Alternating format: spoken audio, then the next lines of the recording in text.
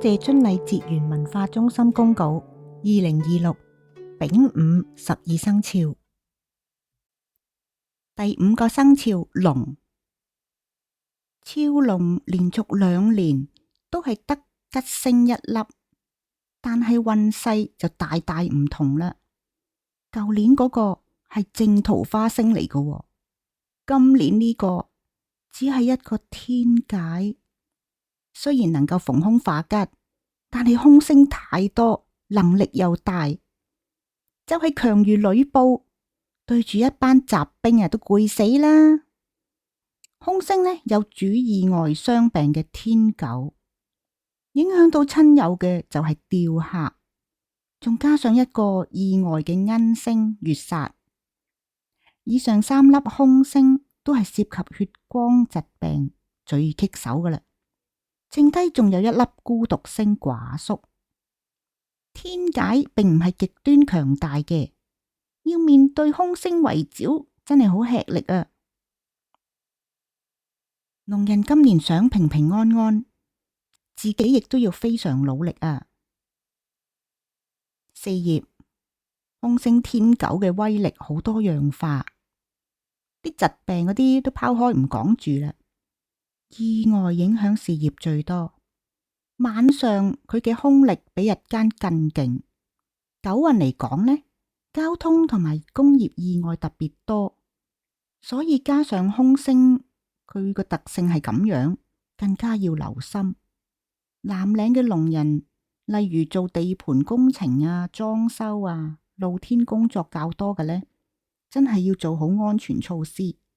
近年嚟，香港嘅土地冇增加，但係駕駛者就越嚟越多，咁對道路使用者嚟講呢，都增加咗挑戰。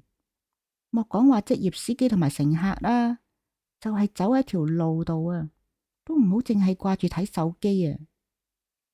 月煞亦都主陸上意外，雖然係粒恩星，不過亦都幫助咗天狗。咁肖龍者，尤其是龍女嘅外賣員、導遊或者做物流嘅，經常走喺條街度，就千萬要小心路上意外啦。無論騎兵或者步兵都要。財運，有話天解有添財嘅能力，但係天狗同埋吊客就會損財喎，所以相搏起嚟都係損財嘅較多咯。肖龍者喺工作上面要保住份工，月月出糧就係啦，冇加人工噶，但係支出多。天狗令到龍男破財跌錢嘅機率比龍女更甚，咁龍男嘅老闆要小心伙計虧空。咁吊客呢粒星呢，壓制運勢嘅，千祈唔好賭博。咁抽小扭蛋嘅，起碼都有樣玩具玩下。買馬標彩票1-200過下日神就算啦。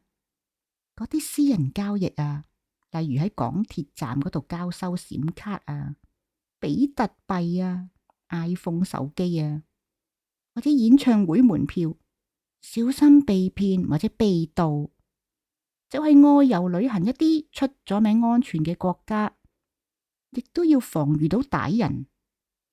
留啲錢買保健品或者睇病啦，多啲關心親友長輩啊。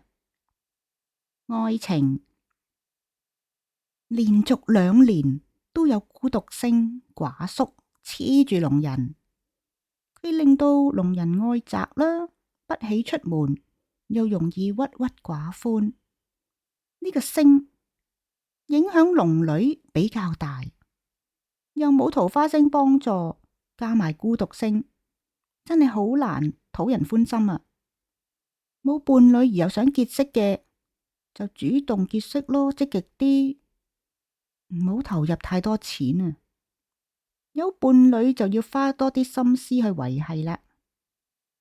肖龍者應該搞啲聯誼聚會，既可聯絡感情，又可以熟悉下親友近期嘅健康，以飲飲食食為主啦，比起遠足行山好嘅。健康。超龍者今年有3粒針對疾病同埋意外嘅凶星，唔可以全部靠晒天解嘅。對於交通同埋工業意外上邊已經提點過，呢度唔講啦。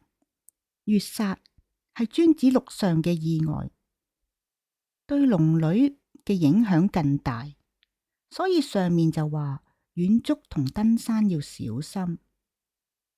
莫講話嗰啲參加攀登阿爾卑斯山啊、觀賞少女峰啊、泰山等等啊，天狗係不利遠行嘅，仲要少去啲夜街。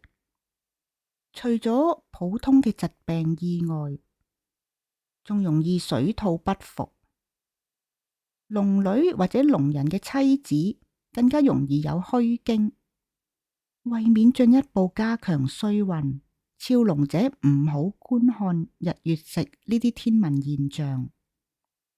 吊客呢粒星嘅名咁衰，就係由於佢會損害六親，父母、兄弟、妻兒呢六親。古代話損害呢，就或許係真係會損害嘅，但係現今醫學衛生咁先進，只能夠睇成係小毛小病，注意一啲就得啦。遵禮小貼士：超龍者今年受到寡宿嘅影響，人緣桃花相對較弱，不妨喺家中或者辦公室嘅正中央放置一個香薰，有助增強桃花運同埋人緣運。